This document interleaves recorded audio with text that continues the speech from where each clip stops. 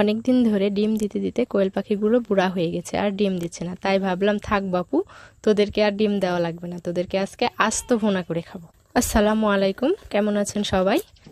ছেলের পছন্দের পাখিগুলাকে তার মন মতো করে রান্না করে খাওয়াইলাম। সে অনেক দিন ধরেই বলছিল আম্মু গোটা মুরগি রান্না করো, তাই আজকে তার পছন্দের কোয়েল পাখিগুলোকে গোটা গোটা রান্না করে দিলাম। এগুলো রান্না করা দেখে ছেলে তো আমার খুব খুশি। কোয়েল পাখি দুইটা কেটে ভালোভাবে পরিষ্কার করে লবণ ও হলুদ মাখিয়ে নিয়ে গরম তেলে হালকা করে ভেজে নিয়েছি।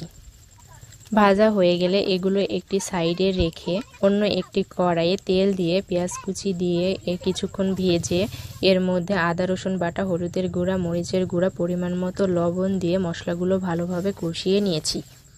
মশলাগুলো ভালোভাবে কষানো হয়ে গেলে এবং তেল ছেড়ে দিলে এর মধ্যে ভেজে রাখা কোয়েল পাখিগুলো দিয়ে কিছুক্ষণ কষিয়ে নিয়েছি। কোয়েল পাখি দুইটা ভালোভাবে কষিয়ে নিয়ে এর মধ্যে পরিমাণ মতো পানি দিয়ে ভালোভাবে ঢাকনা দিয়ে ঢেকে দিয়ে যাতে মাংসগুলো ভালোভাবে সিদ্ধ হয় এবং মশলাগুলো প্রপারলি মাংসের সাথে লেগে যায়।